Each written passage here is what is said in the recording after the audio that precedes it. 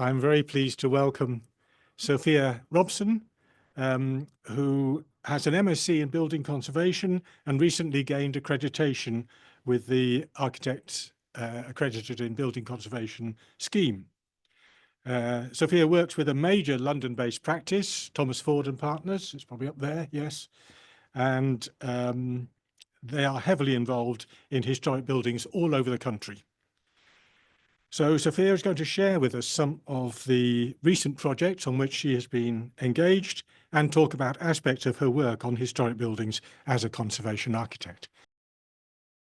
As mentioned, I've got a master's in historic conservation, which I did during the pandemic at Oxford Brookes, and I did that after I did my architectural studies at Kingston and London Metropolitan Universities. So Thomas Ford and Partners, as mentioned, I've been practicing with them for almost 4 years since the start of 2022. So everything you'll see is within the last 4 years, which has been a bit of a whirlwind, but I'm incredibly lucky to work on these amazing buildings and with the people I work with who are really fantastic collaborators.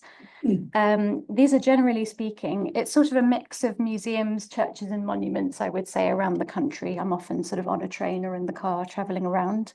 So there's quite a few different contexts, which we'll have a look at.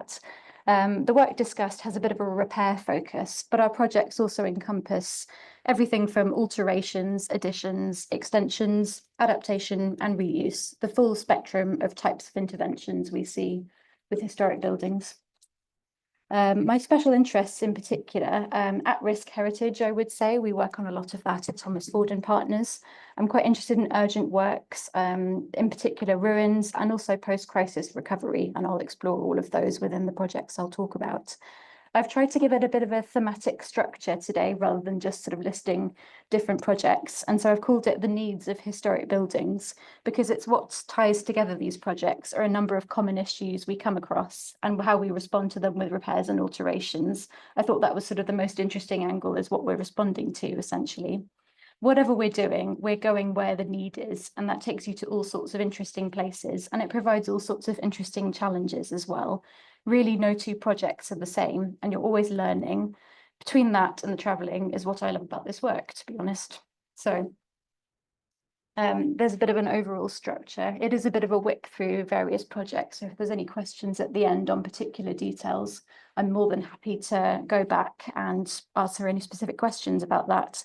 There's 3 themes I'm covering. So the first is continuing and enhanced use. We talk a lot in practice about adaptive reuse and creative reuse, but there's just as much challenge in ensuring continued sustainable use in a changing world. The second is environmental damage, particularly in a changing climate with more frequent and severe events. This is compounding the issues with condition and the challenges we are seeing with historic buildings and their materials.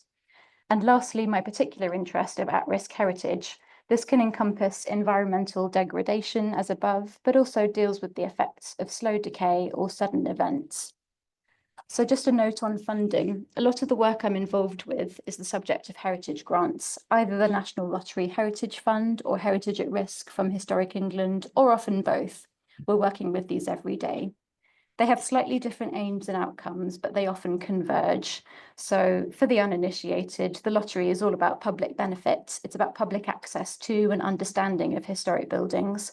And that's what we feel gives them the greatest chance, both of appreciation and their survival. And at risk is about turning a historic building from a poor and neglected condition to ensure it is secured for the future. In both cases, we work really closely with the funding organisation. They monitor the works and they ensure their funding outcomes are obtained. Sometimes this is effectively the consent process, and I found that this year where I've worked on a couple of scheduled monuments that are at risk, where they're grant funded. We're working directly with Historic England to work through those proposals and make sure we can act urgently and quickly. So it's not about producing a document or providing a submission that ticks the conservation box. It's about the process from beginning to end being done with the appropriate thought, consideration and care, both towards the historic building itself and the project development and collaboration involved. So we'll start with, these are just the examples of the buildings I'll be talking through as a summary. We'll start with Beckford's Tower. This was the subject of a major project in 2021 to 2024 and the subject of both lottery and Historic England grants, so it really encapsulates both of those principles. It sits just north of the city in Bath, on top of Lansdowne Hill, overlooking the western edge of the valley. It's set within a landscape which is originally part of the formal gardens. So you can see where it sits in relation to the city up there and in relation to the cemetery it sits in as well. Both the building and its landscape are important. So the tower, highlighted in red, is Grade 1 listed. The wider cemetery is Grade 2 listed.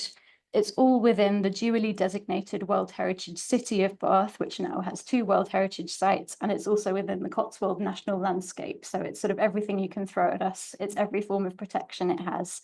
It's really a cultural landscape for its heritage and its natural aspects as well. It was originally built as a folly in 1826 to 27 for William Beckford, and it later became a funerary chapel and is now a museum and monument. Beckford was a very controversial figure, both in his time and in the present day.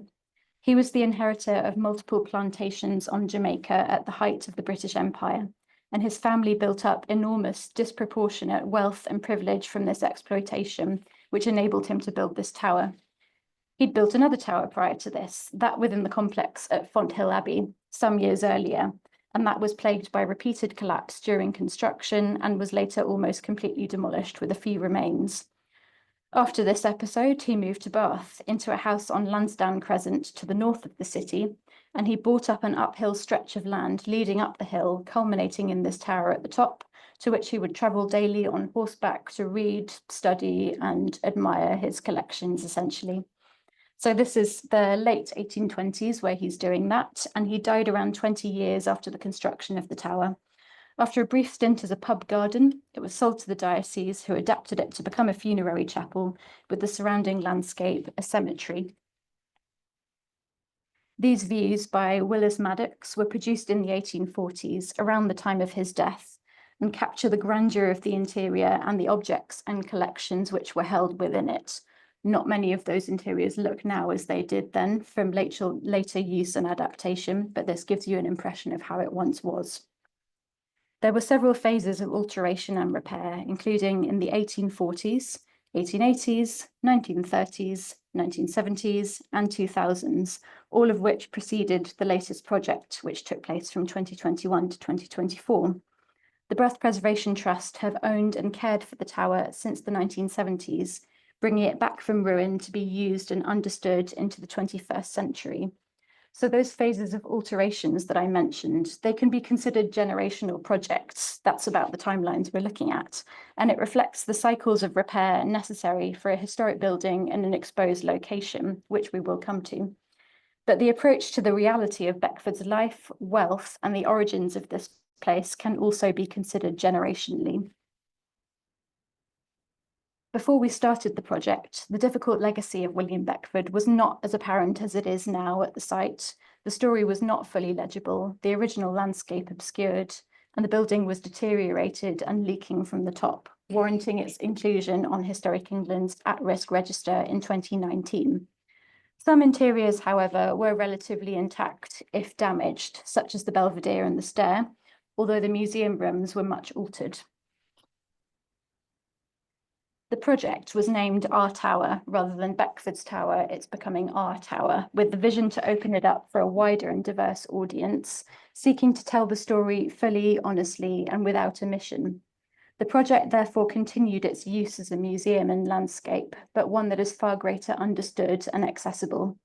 This is based on comprehensive research which was prepared by the Bath Preservation Trust, and in particular their senior curator, Dr. Amy Frost, who is the expert on Beckford as the building, sort of the ideal client to work for when you're coming in and deciding how to make interventions. So this research informed both the representation and the interpretation of the tower and the works we undertook by association to the fabric. The works sought to make legible the history and significance of the place, including its more difficult aspects, without sanitizing it. A lot of this work started at the museum, which you can see on these two slides, the two museum rooms, and we worked outwards from there with that research and understanding. The works we completed across the building and the landscape to enable that vision were multitudinous and varied. There were lots of things in small measure, effectively, and when you combine them all together, it has a dramatic compounding effect, which is greater than the sum of its parts, we feel. There were repairs in it, which I will come to. But the alterations we made were quite varied. We restored the original window position, some of which you can see in the images. These had been altered over time with the original pattern lost, and in them we put thermally improved windows with reinstated cast iron grills to the outside based on some survivals on the ground floor, and panelled blackout shutters to the inside. So what that does is it creates a controlled, comfortable interior for display, which you can see in the images. And before, you could not imagine housing a object of historic significance safely in those spaces. So we really wanted to, it transforms how it feels in there and how it feels comfortable, and providing them that control they need to display the objects they have that tell this story. Further environmental control to the building was afforded by new air source heat pumps, which are sort of cunningly hidden off to the top of that image, the aerial view there. And new solar panels on the roof, which you can see, meaning that the tower's heating and lighting is run sustainably, and its internal environmental conditions, so important for the collections, are monitored and controlled. It's crucial for the objects in display and the historic fabric itself, of course. The former coal vault in the basement, which you can see in the aerial view and on the right-hand side, was reopened to the landscape to form a fully accessible museum space. From there, we formed a continuous path throughout the landscape, reinstating that which Beckford rode along every day. And it leads visitors through the cemetery, through to Beckford's Grotto Tunnel, which we excavated to reveal once more. And here it is. We knew the vaulted tunnel itself was there, but the stairs and the bedrock, which were the side walls of the bedrock, which were carved in, were a bit of a surprise on site. So we had to work around that and make sure we could make it accessible, adding in railings, handrails, fairly sort of boring things, but it makes it an accessible historic building again, essentially. The result is a historic building and a place that has not changed its use or function, but it's been transformed to far better serve that purpose through the evidence-based restoration of various lost elements, resulting in a more authentic representation of its history and significance. The impact of that change is, as mentioned, the result of multiple small alterations with a result greater than the sum of their parts. And I'm just going to add in that we were very fortunate to win an award from the Georgian Group last week. So we're very happy with that, not only because of how it looks and how it's been repaired, but also that these sort of difficult ideas are sort of being embraced at, you know, the centre of Georgian architecture, and we can really talk about this stuff now. So it's incredibly exciting. Some nice views of the lantern now it's repaired, which I'll come to in the second section as well. So I'm going to move on to churches, which we do rather a lot of at Thomas Ford and Partners. I attended a conference recently held at the V&A with the Churches Conservation Trust and other parties, and they had this really interesting quotation, which I'd like to read out because it summarises a lot of our work and why we go to these places and try to help them. So churches are not passive relics of the past. They are active, living places, powered by volunteers and sustained by communities who depend on them. But fragile finances, declining congregations, rising repair bills, and ever-expanding expectations of what they can and should provide mean that they face an uncertain future. How do we reconcile great expectations with limited resources? How can these remarkable buildings continue to serve their communities, inspire new generations, and remain part of our shared cultural fabric? So it's a really interesting quote because it really summarizes the challenge, the multiple challenges that those who are running churches are facing. How do we address these various challenges in helping them to care for churches? Many of the churches we work with are essentially diversifying, making changes necessary for them to function as modern community places that can be a resource and sanctuary to all, not just believers. For me, nowhere is this more apparent than at Rotherham Minster in South Yorkshire, where we've been working with the PCC for a number of years. This is one of about 300 major parish churches in the UK. It's a medieval church with Saxon origins in the centre of a town known for its unsympathetic post-war development, but actually was an incredibly important medieval settlement, which was known for a variety of early industries. The surrounding development has changed the setting of the parish church quite substantially, so there's quite a useful before and after photograph, which you can see on the screen. The crowded churchyard, which you can see in the earlier view, was cleared and truncated with the construction of a major square. And so the major aspect to the town shifted from its south to its north side.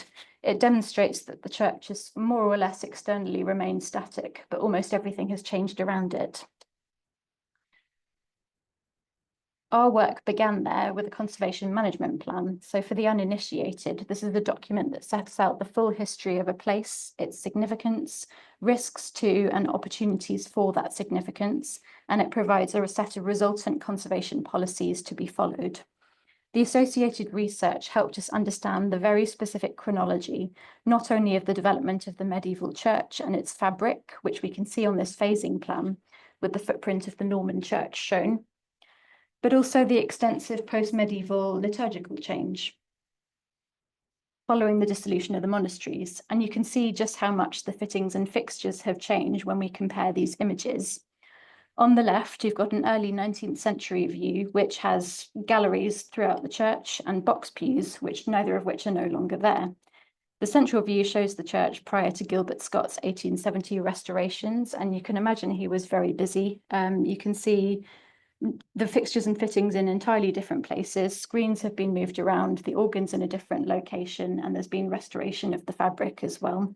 It just demonstrates how much has changed. And this was a story of change, as we found in the CMP.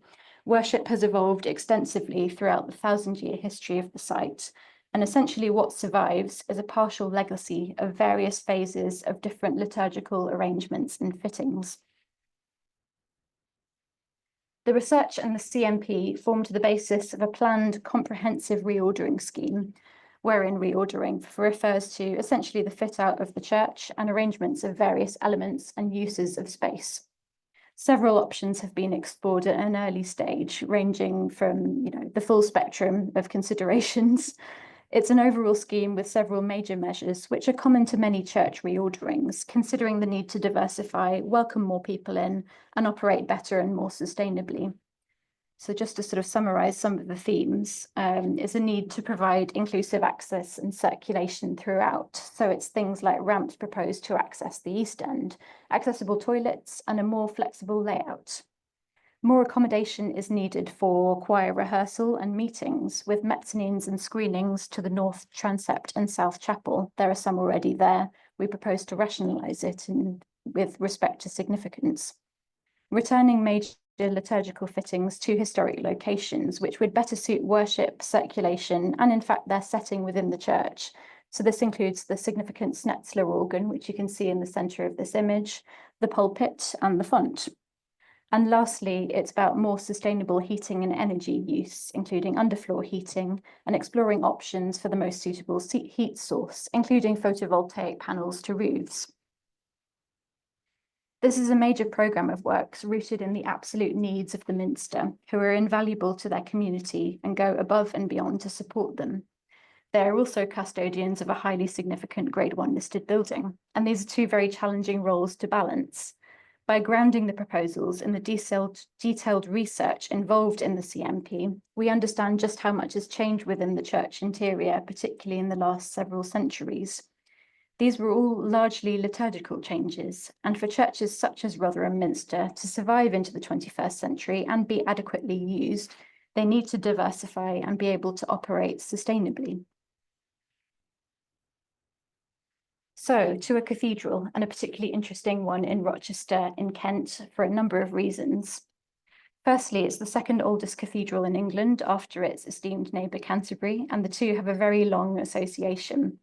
It was financially dependent on Canterbury for a long time, but they kindly cut off funds in about the mid-13th century. And so what's quite interesting about the phasing of Rochester is there's very little that's after that period. There's no major rebuilding. There's a lot of repair where they could afford it, but otherwise you've got a lot of Norman and early Gothic fabric, which makes it rather lovely in my view. It hasn't been sort of subject to over-restoration or anything like that. I've been assisting the cathedral architect, John Bailey of Thomas Ford and Partners, for around a year on a range of projects which encapsulate the conservation, maintenance and use of the cathedral and indeed its precincts, which I'll come to. My first project was to update the cathedral's conservation management plan. This is always where I start, and it's quite a handy place to start if you're going to be making proposals, because it means you understand it fully before you even begin. And I did that with the cathedral archaeologist who is about to retire after 20 years service at Rochester. So this process involved summarising the various works that have taken place in the 10 years since the previous edition, as well as identifying further risks, needs and opportunities which will be the subject of future projects. The scope of this included the cathedral precinct, its surrounding area, including various buildings and gardens owned by the cathedral. Many of these are within designated scheduled monuments due to the Roman and Saxon origins of Rochester and the history of the former monastic priory of St Andrew, which was briefly a royal palace, then a bishop's palace after the dissolution of the monasteries. You can see the layout of the former cloister on this late 19th century map on the right-hand side as well. That's been eroded over time, but I'm going to talk about that in a moment. So an example of a small project in an early stage is the potential creation of a community sensory garden adjacent to the former city wall of Rochester, which would be accessible both from the cathedral gardens and the high street. The cathedral gardens were once richly planted, and you can see that in the historic image on the left. So there's an idea that we can use gardening and public access to sort of restore some of that character that it once had. Elsewhere, we're looking at adapting parts of existing buildings to form a base for the cathedral's choir. The cathedral's cloister is an upcoming major project, I'll discuss in a moment. Essentially, they're all really interesting, varied, concurrent projects for continuing and enhanced use of the cathedral and the precinct, and they're all in their early stages. So it's a very exciting time. But probably the project I spent most of the time on in the last year is a series of fire resilience works following a small fire which broke out at the cathedral in December 2023. This started in the plant space known as Candlemakers and was caused by an issue with a mechanical ventilation unit, which was servicing the crypt with its ancient wall paintings. So we were very fortunate. It was a near miss, and with all credit to the cathedral staff who detected it early and the fire brigade, the fire was detected and put out almost instantly with just the equipment itself damaged and destroyed, nothing further. But it was a near miss, and it prompted a review with the brigade of the overall fire safety of the cathedral, which is very difficult. They're all very difficult buildings to protect in the way that building regulations would normally recommend. So the cathedral architect went through this process and came up with a series of fire safety improvement measures that we can make that will benefit its overall resilience in the future of such events. So we're sort of starting with the replacement of the ventilation equipment itself, and this has now been relocated externally to run from air source heat pumps to provide conservation ventilation to the wall paintings in a much safer location. So we've been through that process with the building regulations and the Building Safety Act, which we're doing this under now. And for me, it's a really critical project for that reason, as much as it's a plant deck and some access to it, it has far greater intangible impact. And so that's been a very important learning experience for me to go through that. Other measures include scuppers to the east end. So these are small chutes in the wall, similar to those for rainwater. Essentially, the East End timber roofs, while they're Victorian, if they are to catch alight in the event of a fire, there are 12th century, I believe, 13th century chalk vaults beneath them, which will collapse with the quantities of hose water that we'd be talking about. So what the scuppers are going to do is just discharge that water as quickly as possible at the springing point of those vaults, so that we don't have that secondary risk, which would make things so much more dangerous. These are going to have decorative heads and be installed from rope access. And we've sort of had some fun referring to the imagery of a dragon that appears in the Textus Rufensis, which is an exceptionally significant medieval manuscript held at the cathedral. So we've tried to make a reference there. And I think the lead worker is going to have some fun fashioning that head. And I'll quite enjoy going to see a prototype of that, I think. So these are various projects of different scales and purposes, and they demonstrate the various needs of cathedrals as religious spaces. And indeed, they are cultural organisations linked to their communities. Their challenges, however, are not just in terms of needs and use, but also tend to the technical and specialist care of the historic fabric, which I'll explore in this following section. So I'm going to zoom in on some particular parts of projects we've already talked about, plus I'll talk about the museum in the middle too. So the cloister at Rochester is a very interesting one. It's a profound example of the impact of environmental damage on historic building fabric, essentially. It dates from the late 11th to the early 12th centuries, and it survives only in partial ruined form. It would have once been of 4 sides with a covered perimeter walkway as we recognise it, and it was sandwiched between the cathedral and the city wall to the south, which you can see on the left-hand side.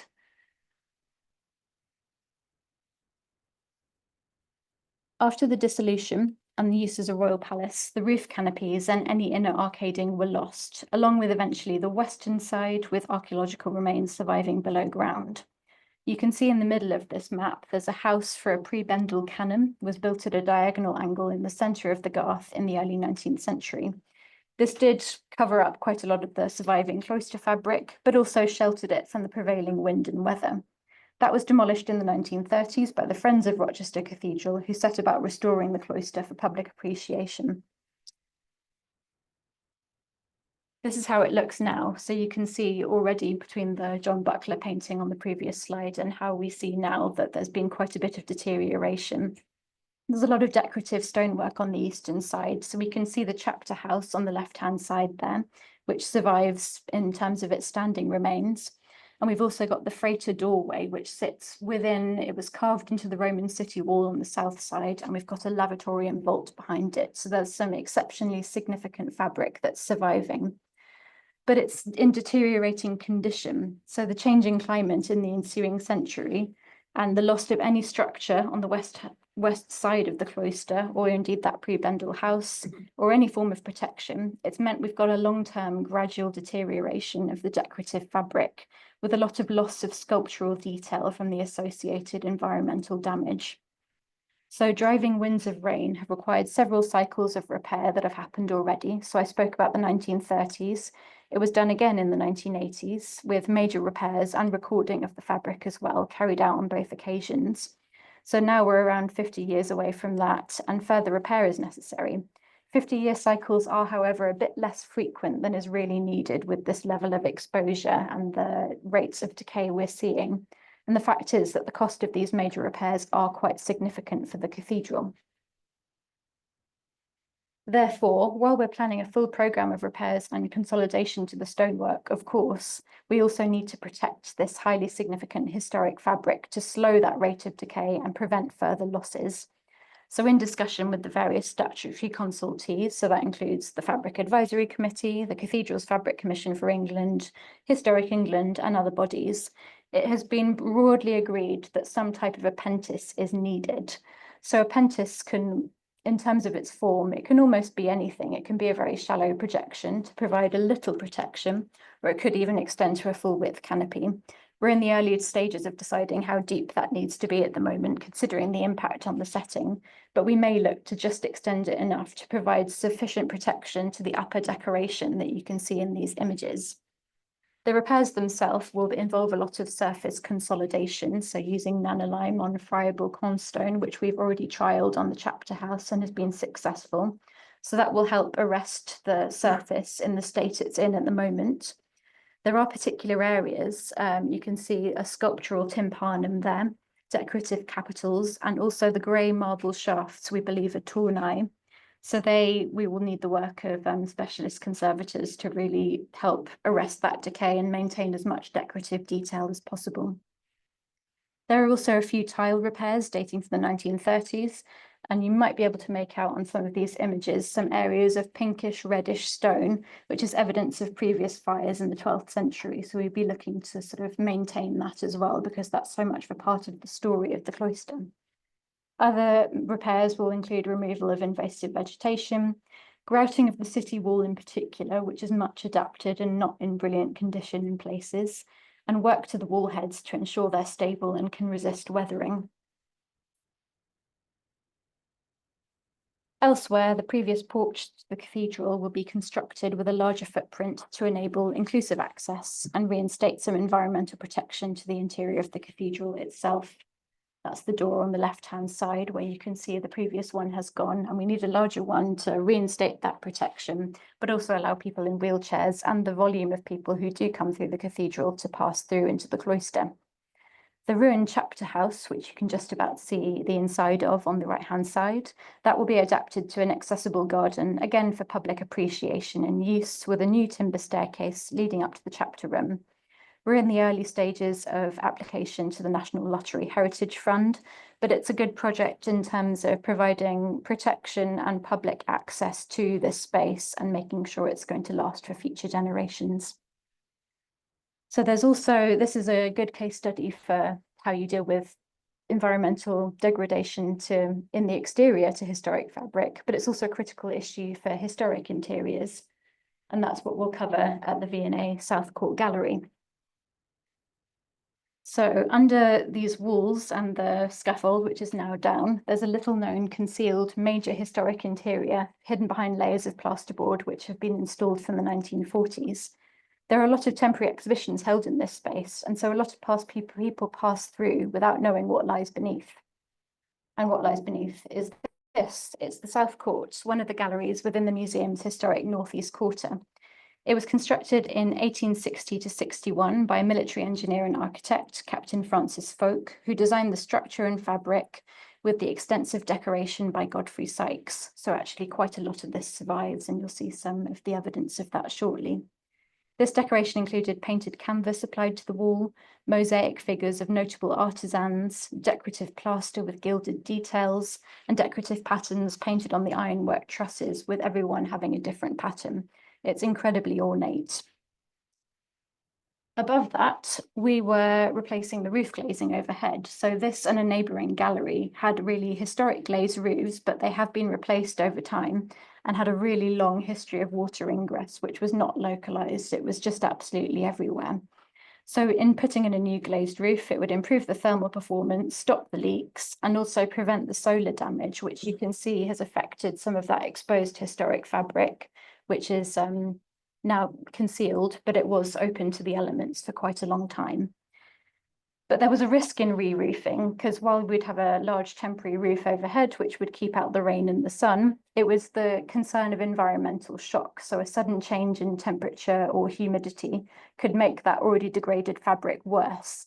So we advised and recommended that specialist conservators were commissioned to do a survey and make recommendations for urgent repairs that would mean it would not get worse, essentially. So they came in, that was Clifton Conservation who did that. And we had lots of discussions about it just being an urgent scope of work. So we're not looking to sort of fully restore that. That will hopefully come in the future, but provide a set of holding repairs that will just stop it from getting worse and hold it as it is without any further loss. It's going to be covered with a wall lining for a few years until the overall interior is restored and revealed. We hope that happens soon, but we wanted to make sure we were taking care of the fabric in advance of that. And we talked a lot about not prejudicing any future restoration and conservation approach. Whenever it is, whoever it is, they need to be able to make their own judgments based on what's there. And we were just making sure what was there survives enough for them to do that. So it was urgent works, essentially.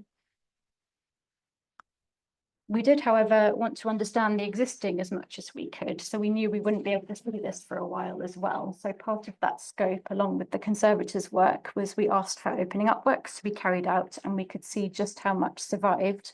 So I used that record drawing, gave the contractors a setting out and asked them to punch holes through the later plasterboard, where we found the original decorated structure entirely intact, not painted over, not altered in any way. The only thing that was lost was the very base of the plinth. So you can just see the base of that column on the bottom left. That's the only thing that didn't survive, essentially. So it's really amazing to see it's still there, and to have sort of essentially done a basic record of what we found while we were able to look at it. We also took, I didn't, but the architectural paint researcher did, I forget how many paint samples, I think it was in the hundreds, but she did a really comprehensive survey, and it really established that this is an original paint scheme that has not been repainted over anywhere. There is this sort of, you can see this sort of milky, cloudy finish, and that turned out to be a protective coating that was applied in the 1940s. Naturally, the conservators were able to do a little trial while they were doing the urgent works. And what you can see on the right-hand side is they very gently cleaned it off, and you can sort of see the original splendor of the scheme. So it shows that it's possible to restore it. That might not be the case in every place. So I think the paint's quite deteriorated on the ironwork trusses. But to that frieze in particular, it's quite amazing to see that it's still there and it has been protected, and it is possible to see it again. So it's another really exciting moment, which sort of lets you know what can be done in the future, and hopefully it will be. The urgent repairs themselves, it included a lot of consolidation, corroded ironwork, friable and unstable plaster, sometimes with surface consolidant, and sometimes they just put in a gypsum plaster fillet just to hold something in place, which will be reversible and removable.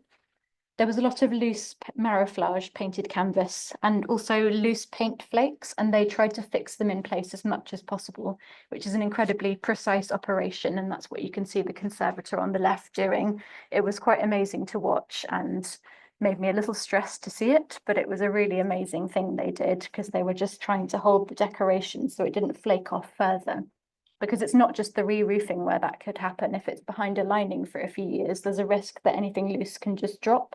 So they were just trying to hold it in place effectively. And it was a really amazing thing to watch. What you can also see on the right-hand side is when the roof glazing was replaced previously, they hadn't quite supported some of the decorated roof panels. So one of them had fallen down, and essentially the conservators took them off-site to carry out the same degree of urgent work. And now they're back in the museum in their environmentally controlled storage. And the view is they can be put back again. So it's about making those steps to make sure the right thing can be done in the future when there's the scope and the funding to do so. What will happen in the future, we don't know, but we hope this exceptional interior will be opened up for public appreciation once more. We can feel confident knowing behind those walls, the historic fabric and decoration has been taken care of to enable that opportunity in the future. And we're back at Beckford's Tower at the Lantern specifically to talk about some repairs. So these were quite a complex set, and it's due to the exposure of the tower. It's about 50 meters tall, and it sits on top of one of the highest hills that surround the city of Bath. It's highly exposed from all aspects and is subject to very different climatic conditions and agents of decay than most of the buildings in the city for that reason. We also have to add that climate change is seeing more frequent and extreme weather events, and they're really experiencing that at the tower. When there's a storm or a major deluge, it's really something they have to actively manage. And so it's just a further consideration for them in maintaining it. So unfortunately, the original design is that the lantern is constructed in timber, which might not have been the best material choice given this environment. It's been periodically replaced over the tower's history of alterations. And you've heard me mention how often there were alterations to do this earlier. Around 25 years previously, in the last project, the timber posts and panels to the southwest corner had decayed to this extent, and they were entirely replaced. This, along with the joints of the lead line gutter, seemed to be the worst culprits for the water letting in, and it was so extensive that it had come down to the Belvedere, which you can just see at the bottom of the image on the left-hand side. So that's how far this water was traveling. Those were required to be traditionally designed repairs, but they'd quickly been found to be unsuitable, with leaks coming through quite quickly. So this is a really interesting challenge for us. But fortunately, we have quite a lot of modern materials and techniques which we could utilize to provide greater longevity. So we were able to use things like Accoya for the timber, which is a modified durable timber that's highly resistant to rot. So we could replace the worst parts that had rotted to that extent in this durable timber, and therefore execute essentially a traditional repair, but with a greater level of confidence that it's going to last for a bit longer. And we were also able to do the lead gutter traditionally, but overlay it with another lining to make sure it's got that additional protection. So it's about it sort of being layered up to provide that additional protection while still respecting those original material choices. Here's a sketch I had to do sort of the morning after I came back from site. So further steps we had to take to protect the lantern. We had to seal the cast iron column joints and weatherings, because if it found a small hole between the shaft and the capital, that was enough for it to build up and come into the tower somehow. So we had a few weeks, months of working collaboratively with the team, with the contractor, sort of doing all this testing and coming up with these methods just to kind of slowly eliminate the source of the leaks. And that's essentially what we're dealing with this delicate fabric in this highly exposed environment. So that's my drawing to sort of seal the weatherings at the top of the columns, the joints, every possible location we could think of and find to make sure that this was going to be as minimal as possible. It was a process of elimination. When it came to the stonework further down, that was obviously a bit more durable to it, although there were these thinner stone sections which were really eroded and friable. And so we chose to consolidate those with nanolime in their weathered form and not attempt to restore the original profiles, but just hold it as it is. It's almost a bit ruinous looking, some of that stonework, and we wanted to keep it as weathered as it was, as long as it's doing its job and discharging the water. And just a note on the various specialist finishes within the tower. So the external gilding to the lantern, which you'll see as well, when we got up the scaffold, that was incredibly damaged due to the exposure and the lichen growth. The painted marbling internally had suffered solar damage, and also there's a wood-grained finish which had been affected by leaks. They were all completely renewed, with a focus on the higher parts of the tower, which were suffering the most. So that's the before and after, really. You can see the renewed gilding. You can see the shelter panels, which were there temporarily where the rot had been the worst. And then we're proud to have delivered what we have on the right, which is sort of traditionally repaired, but very resilient to the weather, as much as we can make it, because these things will always need cycles of repair. It's now been removed from the Act Risk Register, and its exposure and construction mean it's still a vulnerable building. But it's emphasizing ongoing maintenance, and we've been talking about this with the client a lot. It's the idea that we move to a maintenance schedule rather than a project schedule, because projects can't necessarily fix everything forever. But we feel confident we've done as much as we can with the funding we've had available at this time. So I'll move to my last section, which is heritage at risk. So I suppose I've been talking about it in this middle section as well, because environmental issues are so much a consideration. And indeed, that was the issue at Beckford's that we had to address. But they're generally more localized, those ones. And the next section, we're concentrating on buildings with greater overall repair needs. So these two cases here, they're more long neglected buildings, and we would technically describe them as ruins. Although they have roofs and they've had later interventions, they're still ruinous and they're still at risk. So Thundridge Old Church, it's a ruined church tower in a village in Hertfordshire, which is just off the Roman road, which connects London and York, which is Ermine Street. So this was a medieval church for the village, which remained in use until the 19th century. However, it had a poor condition to its nave and its roof, and the nave was demolished in the 1850s after it fell in. They decided to build a new church elsewhere in the village. What they did do, however, was salvage a Norman door and a medieval window from the main body of the church. This was the Victorians, and they relocated it to the Tower Arch as survivals. So, no, you can't see it in this picture, but I'll point it out in the next. You can just see it in the blocking arch there. So they came from elsewhere in the church, and it's all been sort of concentrated into this tower, which stands as a ruin now. There were timber doors to the openings, but they were deteriorating for many years. It was fully accessible for years, and it's attracted some notoriety amongst the community. This may be due to rumours of haunting and ghost stories, and possibly there's a link to a long history of vandalism and unauthorised access. I couldn't possibly comment, but the tower's been boarded up in recent years, and the security issues are something we have to contend with while we're doing these initial enabling works and trying to understand its condition. So last month, I inspected the church tower from a MUP and a new scaffold, which you can see on the right, working with the structural engineer and with Historic England on behalf of the local action group who've taken it on and are looking to take a lease from the owners, who are the Diocese of St Albans. We found a number of masonry repair needs, which are fairly straightforward, although there was nothing immediately obviously urgent with the condition of the tower, which was really good news. The concrete roof, however, sorry, I don't have a picture of it, but essentially the sort of particular Hertfordshire spire was replaced with a concrete roof. Quite interestingly, there was a lower, really poorly compacted layer, and we found it was reinforced with barbed wire and therefore dated it to the late 1940s when there was a bit of a material ration there. So it's not quite doing its job at the moment. It's overlaid by a 1990s layer, which is in slightly better condition. But this is the subject of a lot of deliberation at the moment because essentially the structural engineers have advised us it's not really fit for purpose. So we're having discussions about how we replace it, if we replace it, what we do. There's a future vision for the tower to be open for community access, interpretation and use, which would be fantastic.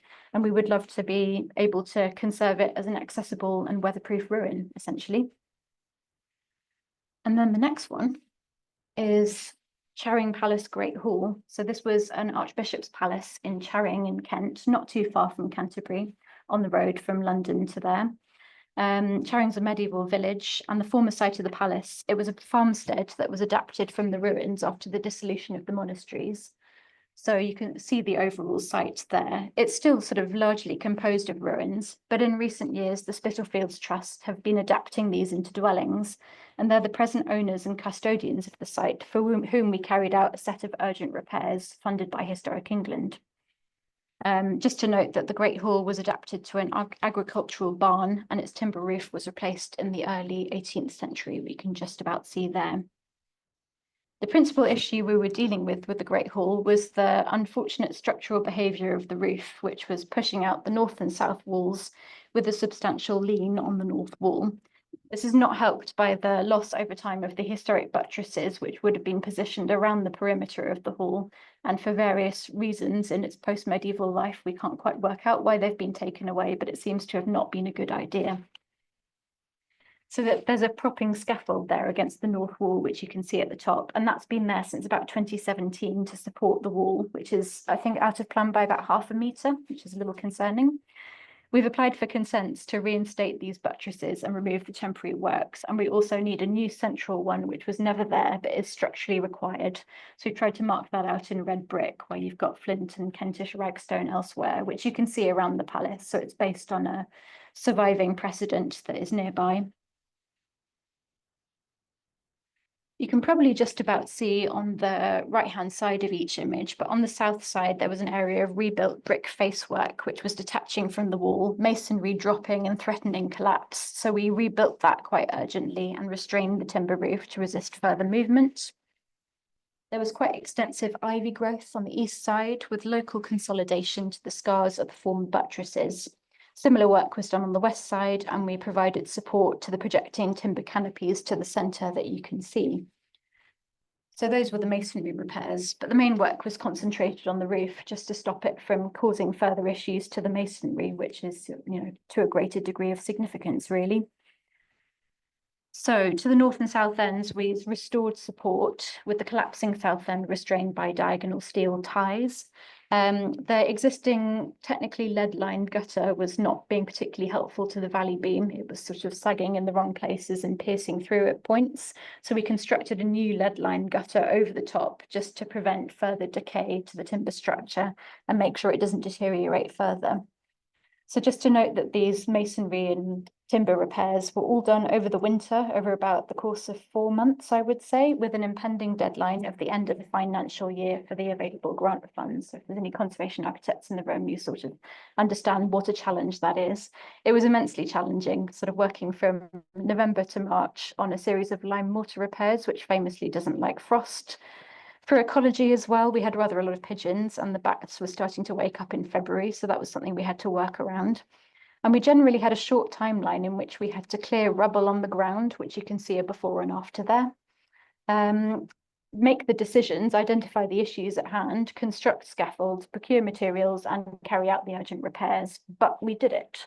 So that was a very good collaborative effort with a great contractor and great craftspeople. The master mason and master carpenter in particular deserve the most credit for that. But we were also able, because it was funded by Historic England and being a scheduled monument, It meant we were able to go up on the scaffold with the Historic England architect and inspector, with the craftsperson standing, tools in hand. If they agreed it then, they could start straight away, which was a really helpful process when you're dealing with this kind of urgency and making sure the building's secured for the future. It's a process that really feels like conservation in action, and it shows what can be done if funding can be made available for the most urgent problems. There are further repair priorities for the structure, but having addressed the most urgent makes all of these and the eventual reuse of the barn as it will be, it makes it possible. So I'll move on to my last section. I've got a bit of a transition slide here. So I wanted to compare these two paintings by the artist John Piper, who I'm sure everyone knows and appreciates. Interestingly, they were both painted in the early 1940s, which I didn't realise when I was putting it together. So you can see All Saints Chapel in Bath on the left-hand side. So that's immediately following wartime bomb damage. Piper was an official war artist, and he focused on documenting bombed churches, often the morning after destruction, before they were even clearing anything up. On the right, you can see ruined Byland Abbey in North Yorkshire. So the left is a documentation of immediate destruction from conflict, while the right shows the partial survival of fabric gradually lost over time following the sacking of the monasteries in the mid-16th century. Superficially, however, they appear pretty similar. And what I've learned from recent courses I've been on and research I've been carrying out is that in conservation terms, although the sequencing and pace of work is different, they have quite a lot of issues in common. A lot of the ruins technical issues we're dealing with also apply to post-crisis. We have an idea of a ruin as something quite stable and timeless, but in fact, they require constant attention and maintenance to stay that way. And I did English Heritage's ruins course at West Dean in Sussex last year, and that was made quite abundantly clear to me. And I look at them completely differently now, rather than sort of static and timeless. It's the constant effort that is required to keep them that way. So if we're thinking about at-risk heritage in the UK, we're normally dealing with abandonment, slow decay, sometimes fire, sometimes flooding. But this demonstrates that we've also dealt with bomb damage. We are dealing with coastal erosion, and the effects of climate change apply everywhere. If we consider at-risk heritage in an international context, we must consider the crises we read about in the news almost every day, from conflict to disaster in all its forms. Cultural heritage is at risk constantly, and this is greater exacerbated by political instability and climate change. So I am at present, and was last week and will be next week, taking part in an international course on post-crisis recovery of cultural heritage. So this is run by ICROM, which stands for the International Centre for the Study of the Preservation and Restoration of Cultural Property. They're based in Rome, and they're one of 3 official advisors to UNESCO in respect of world heritage, as part of a system set up post-World War II in the 1950s. They've been involved with international heritage at risk since their establishment, and as their remit spans both historic buildings and objects, they're involved with holistic recovery projects that include all aspects of cultural heritage. So next week, and I will be flying on Sunday, we will be in northern Italy, specifically in Piedmont, in the valley of the River Tanaro, where major flooding in 1994 and 1995 caused widespread damage to a number of towns, including Asti, where we will be based. Also damaged were a variety of vineyards and the underground network of wine cellars of Canelli, which you can see on the bottom left there. We will visit these places and we will learn about the recovery of the area from this disaster, with the vineyard landscape since inscribed as a UNESCO World Heritage Site. In addition, a few years ago for my conservation masters, further down on the map, I travelled to central Italy to study a number of major churches which had been damaged by earthquakes. For this study, I compared the urgent works to the long-term works to understand the pattern of damage, the heritage impact, how repairs can be integrated with resilience measures for overall recovery post-crisis. So both of those examples have followed the processes we're learning about on this course, which includes, as you can see, situation analysis, assessing the heritage values and attributes affected, damage and risk assessment, urgent works to secure structures, documentation, salvage and conservation of objects, and overall recovery projects, which include long-term rebuilding and repair, as well as resilience measures. The overall aim of these is for the recovery of cultural heritage post-crisis with a view to building back better. This is at-risk heritage with the highest stakes, with the needs of people at its core. And that is where I'm finishing. Thank you very much.